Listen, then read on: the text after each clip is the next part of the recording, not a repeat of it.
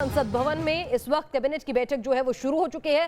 संसद भवन के फर्स्ट फ्लोर पर ये बैठक चल रही है। संसद के रूम नंबर 63 में ये बैठक हो रही है और इस बैठक के खत्म होने के बाद ही 11 बजे वित्त मंत्री निर्मला सीतारमण जो है वो अपना बजट पिटारा जो है वो खोलेंगी। उसके लिए किसके लिए क्या कुछ होगा हम आपको बताएंगे। हमारे साथ हमारा पूरा वरिष्ठ पैनल इस वक्त जुड़ा हुआ है।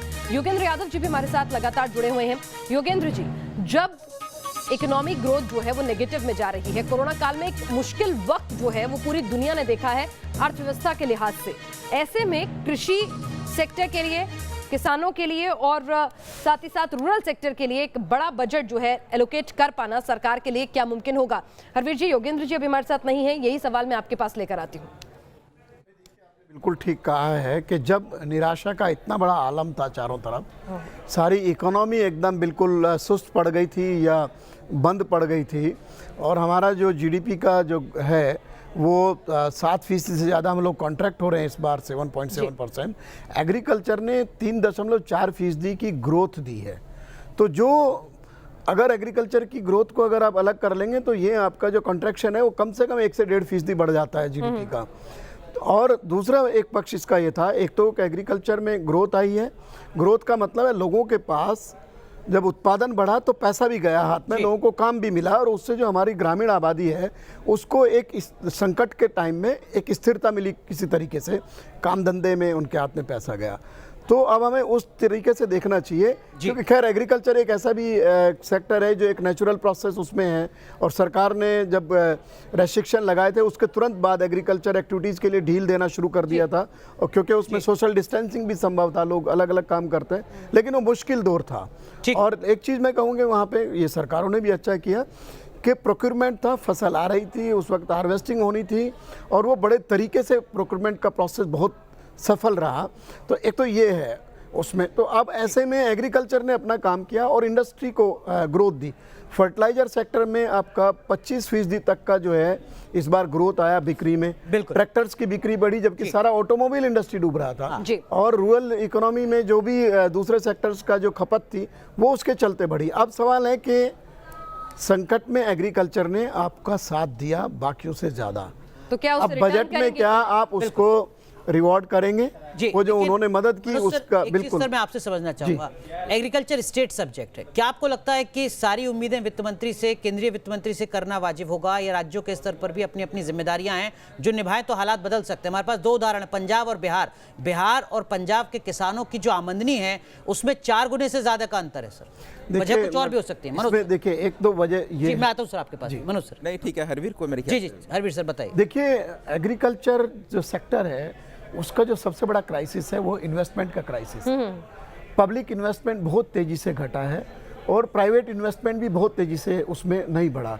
जो कॉरपोरेट का इन्वेस्टमेंट है वो मात्र 2.5% है। प्राइवेट इन्वेस्टमेंट के नाम पे फार्मर जो इन्वेस्टमेंट करता है वो करता है, और जो पब्लिक इन्वेस्टमेंट है उसमें 70% इन्वेस्टमेंट राज्यों से आता है। तो ये जब तक राज्य और केंद्र का तालमेल नहीं बढ़ेगा तब तक हम उसमें मजबूती से उस सेक्टर में आगे नहीं बढ़ सकते। आपने सही कहा कि एग्रीकल्चर राज्य का विषय है, इसलिए ज़्यादा काम राज्यों से होगा। हाँ, एक चीज़ मैं आपको बताऊं, इसमें जो एक नया इसमें पक्ष है वो ये है कि मुझे लगता है जो 15वें फाइनेंस कमीशन की जो सिफारिशें हैं उसमें एग्रीकल्चर के लिए कुछ आवंटन जो है वो बढ़ेगा, क्योंकि उनकी कोशिश है कि राज्यों में काम किया जाए और वहाँ पर इंफ्रास्ट्रक्चर बढ़ाया जाए, और जो राज्य उस पर अमल करेंगे रिफॉर्म्स के एजेंडा पर, उनके लिए मुझे लगता है करीब 45 से 50 हज़ार करोड़ का एक्स्ट्रा एक पैकेज देने की सरकार को उसमें फाइनेंस कमीशन ने रिकमेंडेशन की है जी। और ये पहली बार ऐसा हो रहा है जो अलग से एग्रीकल्चर सेक्टर के लिए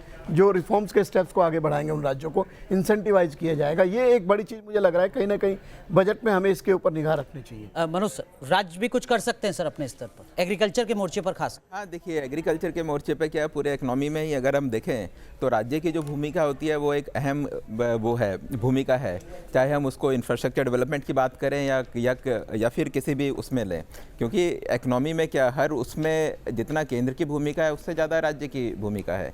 इम्प्लीमेंटेशन तो अगर आप देखेंगे तो मोस्टली सारे स्कीम्स का राज्य के लेवल पे ही होता है। जी, तो इस वक्त हम लगातार आपको अपडेट भी दे रहे हैं संसद भवन की, जहां कैबिनेट की जो बैठक है वो शुरू हो चुकी है। तस्वीरें आपसे कुछ देर पहले की हम आपको दिखा रहे हैं, जहां पर वित्त मंत्री निर्मला सीतारमण पहुंची हैं संसद भवन परिसर में। इनके सर बहुत संक्षेप में सर, हमने एग्रीकल्चर की बात की, हमने हेल्थ की बात की है, कुछ और सेक्टर्स जहां पर आपको लगता है कि प्राथमिकता हो सकती है, उदाहरण के तौर पर MSME।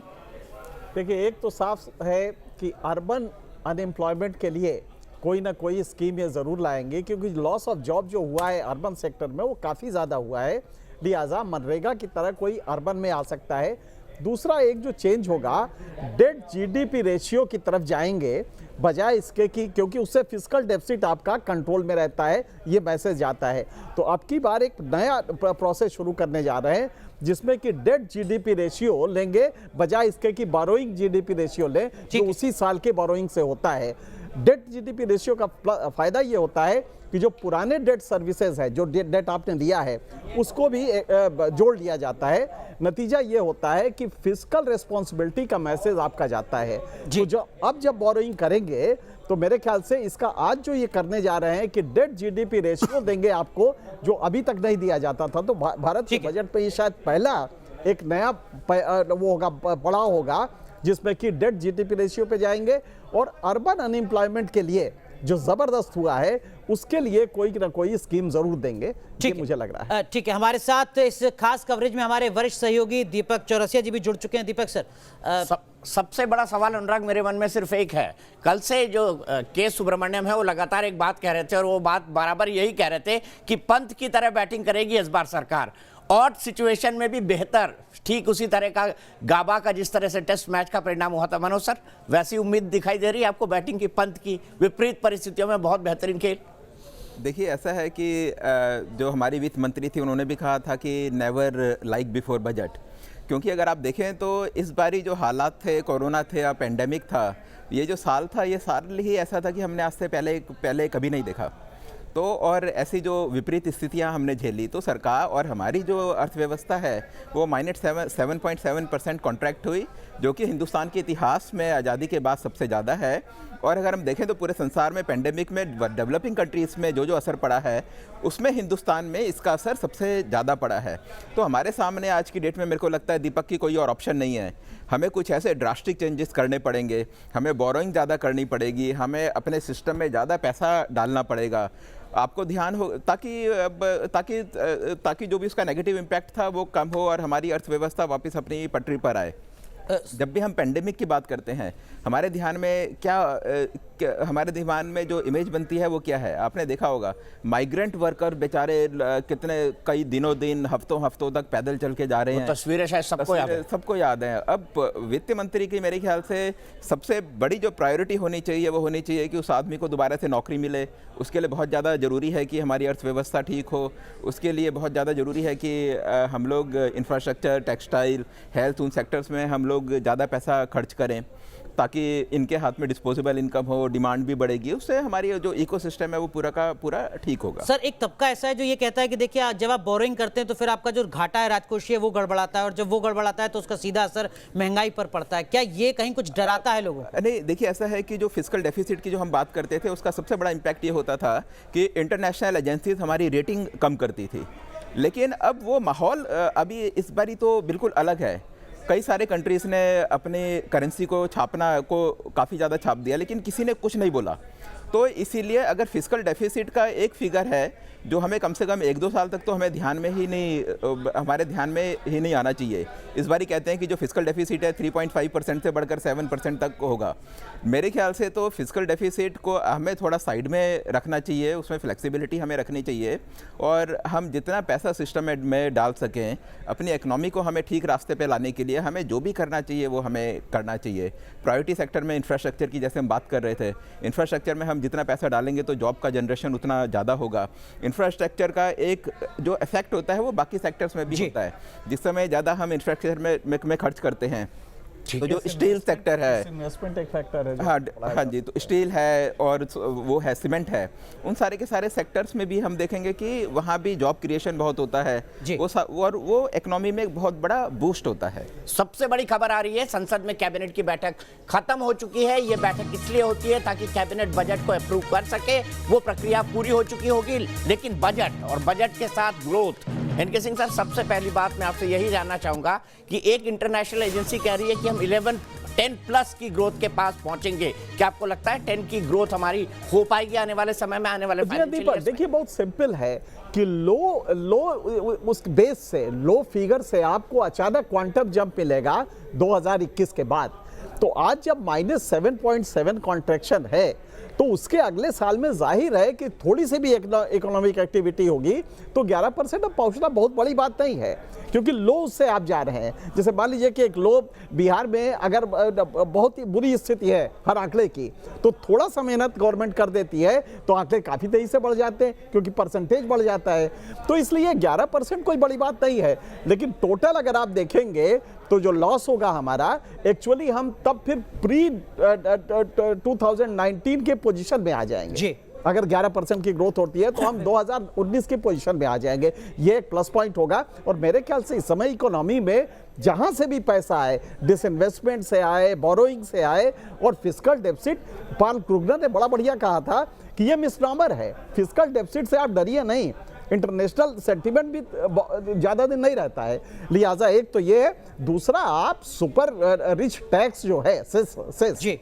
वो जरूर लगाएं, क्योंकि सुपर, आपने देखा होगा कि कोरोना में अगर कोई एक एंटिटी बड़ी है तो वो है आपका कॉरपोरेट सेक्टर, और उसमें भी बड़े जो धनाढ्य लोग हैं। तो अगर उन पे सेस लगाया जाता है तो उन्हें भी बुरा नहीं मानना चाहिए। हालांकि दबाव है कि नहीं साहब आप ये ना करिए, बल्कि टैक्स बेस बढ़ाइए।